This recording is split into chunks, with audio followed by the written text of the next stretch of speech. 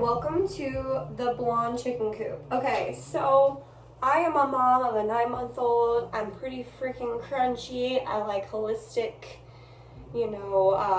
approaches to, health and wellness, even with my chickens.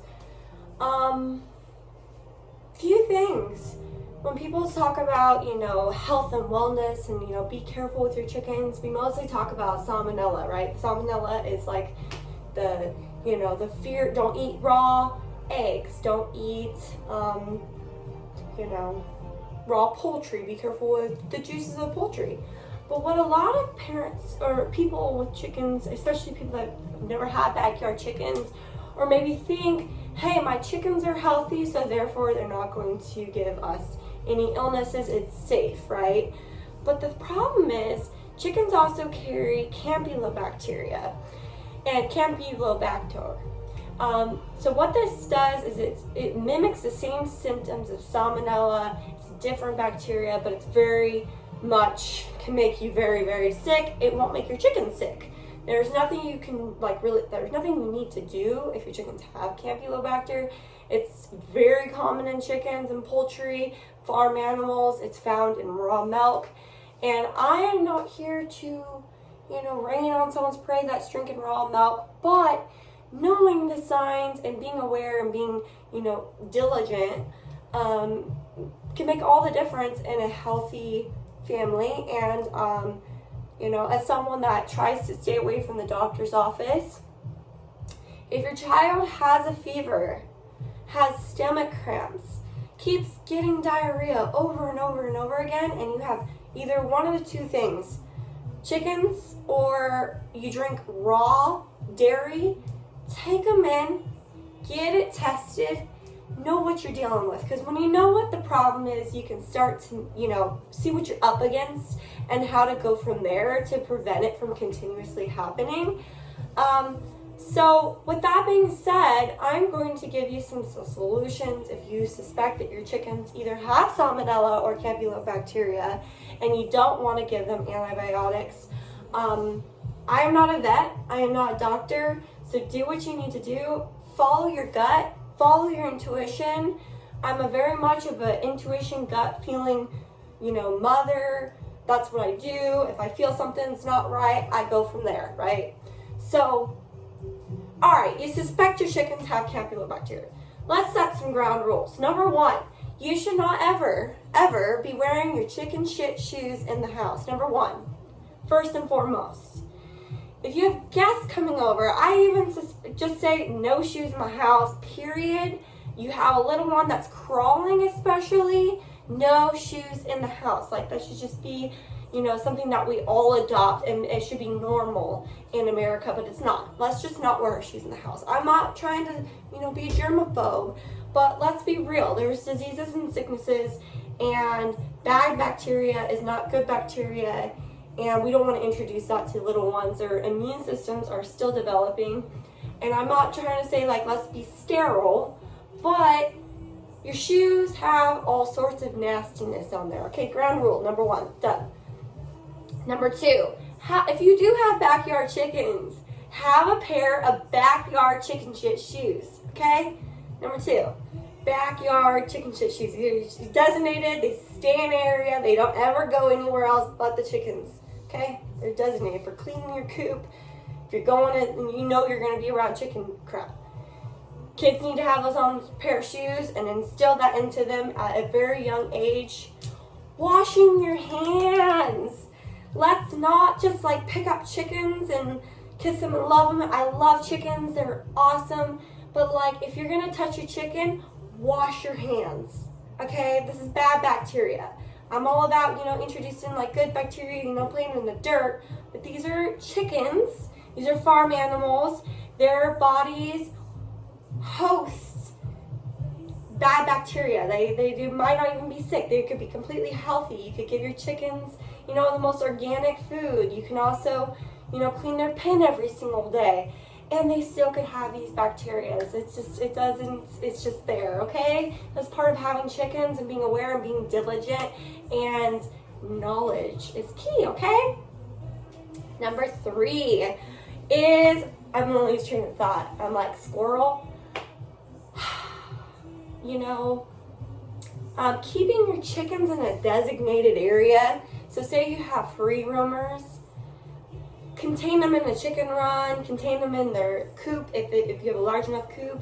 Have less chickens if you don't have the space for it, but keeping them in a designated area, so not when you're taking out the trash, you're not just walking through the chicken crap every single time you go outside. That's annoying.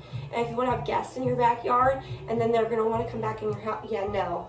So if you have that situation, find an alternative route or make your guests take off their shoes. I don't care. You just lay down some ground rules. That's just part of having chickens. Just letting you know. How do chickens get Campylobacter and Salmonella? Well, some things are, they can get it from their feed. Very unlikely, because Campylobacter doesn't like dry environments. They like cold and wet, and you know, that's when they thrive.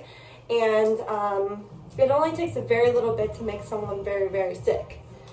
And so with that is, if your chickens, for one, if it's not from their feed, it's probably from an insect that they picked up on. It can come from house flies or something that they eat. So it's really hard to know like exactly where it comes from.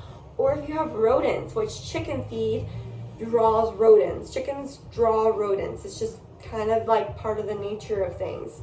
So if you have that problem, getting to the bottom of rodents, removing their food from the coop at night, if they are able to get somehow into the coop, just removing their feed, or adding things that they hate to your coop.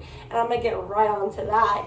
If you add pepper flakes, red hot pepper flakes, oregano, dried oregano to their feed, rodents hate that. They just hate that. And I'm gonna get to diatomaceous earth.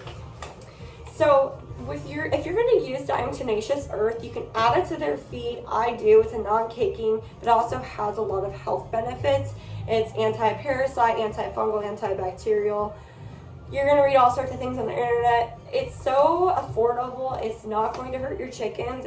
It's low toxic. So if you're trying to get rid of rodents, I'd spray this all over around your coop, in and around. I just would. If you don't want to, you don't have to. But you do not want to breathe this powder in. It is a form of silica, and it can cause lung problems, not only just you, but your chickens. So you don't want to spray it out and about when they're in the coop. It'll go up in the air. So wear a mask when you're using this. And this bag came with a duster, and it goes like that. So you use it upside down. So you put the stuff in upside down, and you just spray it around. And one of the things I'm going to suggest is that you add peppermint oil, because the diatomaceous earth basically, like, I don't know, it makes it stronger and more potent, and it holds on to the scent longer.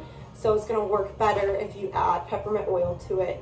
You can even add like clove or anything antibacterial or antifungal, antimicrobial, and spray that all around your coop. It's just going to be an added precaution and an added health and biosecurity measure that you're going to add to your coop. Why not? This is an $11 bag. It's huge, and it goes a long way. In fact, you can add it to your own diet and take about a tablespoon and water, a teaspoon, or whatever you can handle. It's kind of chalky, so I start with a little bit and just take it as like a normal supplement, a part of your routine. If you suspect that your chickens, you know what, this is just a good all-around thing that I learned. You can give your chickens probiotics. And one of the best things that I'm noticing is ABC, which is apple cider vinegar, the Holy Grail Brax, right here. I add about a tablespoon to a gallon of water. So I do this with a clove of freshly chopped garlic. You can get the one from Trader Joe's, or you can just do it however. I just take one of these cubes, I put it in with apple cider vinegar, and I just mush it around and add it to a gallon of water. And if you want to add another thing to the mix, you can do, I love Revive oils. They are food grade oils, so you can take them internally. That's super important when you're taking it internally. This is Protect by Revive, and this is just like a good old like oregano oil. I mean, you can use whatever oil you got, as long as it's a food grade oil. Certified therapeutic grade oil, whatever. So I add that to their diet. I even take it. I even take this. It's safe for me, it's safe for your chickens pretty much. Like I said, I'm not a vet, so you do your own research, but this is what I've found to help be not only a probiotic, but to kill any sort of parasites or anything that they could be coming down with. Honestly, you could just do it as a treatment once a week, twice a week. If you're really worried if your chicken's sick and showing signs, I just start giving them some of that to see if that perks them out of their sickness. Now I'm getting to the fun part.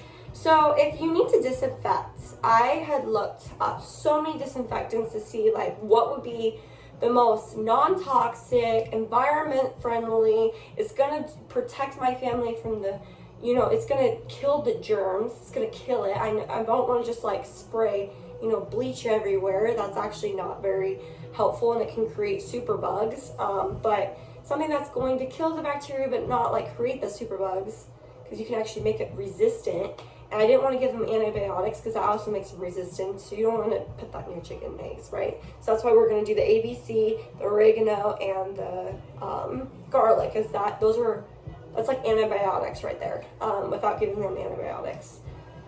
It's like my holistic approach. But as I was saying, with that being said, hand in hand with the viral side is you can start to create resistance as well. But this product that I found, Vircon S. I'm gonna leave that right here. Vircon S. This stuff is amazing. It is meant for farm animals. You're not supposed to spray it with the chickens or any animals present, but you can add about, I believe it's 1/4 a teaspoon to their water. If you're worried about their water being contaminated for whatever reason, it's safe enough to add to their water. So that tells me a little bit about the product, like if you can actually drink, like most bleach you can't drink, like, so I maybe wouldn't put in their water, but you can. You can spray it on earth, wood, concrete. So basically, I suggest good old Amazon and buying yourself a little sprayer. There's different ratios for depending on what you're disinfecting and what you're like what your goal is. There's a 1% solution, which is pretty much like an all surface, all around, you know, disinfectant. You can use that to clean your coop with. The nice thing about this product is that you can spray things while they're soiled and they're still going to be disinfected, whereas hypochlorite, which I believe is bleach, you have to clean the surface for the bleach to be effective. So this stuff just starts working as soon as you spray it. It penetrates, but it also doesn't kill things. It doesn't kill like the bad stuff. It kills the bad stuff, but it doesn't kill like the good stuff, like plants and things that you're like worried about, you know, maybe coming in contact with, and animals. So if you have kittens or cats, those sort of things, if you have sprayed it around, as long as they're not in the area when you spray it, it's safe for animals. So I'm really, really impressed with the technology of this product. If you are even considering getting a disinfectant specifically for your coop or your farm animals, Vircon S is like the top of the line. You can get it from Tractor Supply RX, you can get it from Vet Supply, you can get it from pretty much anywhere. I got the 10-pounder. Now the thing about this is this box, I believe it only lasts it's a powder and you add it to water, but it only lasts about 2 years in the powder form, and you mix whatever you're going to use and you have to use it within 7 days before it starts to not be as effective. I mean, I'm sure it'll work, but it just degrades the product. It says it works like almost immediately, but it's the golden standard for most disinfectants is 10 minutes. So I really hope that this product helps you. I'm spraying my yard, I'm spraying my coop, I'm using it as a disinfectant cleaner and a pre-clean. So when I go out there to clean it, hopefully it's deactivated a lot of this, you know, any sort of bacteria that could maybe potentially make me sick or make my chickens sick. It's just a good measure to do, even if you don't have kids, even if you don't, you're not worried about it, I suggest you find something that is non-toxic, effective. It's not going to create super bugs.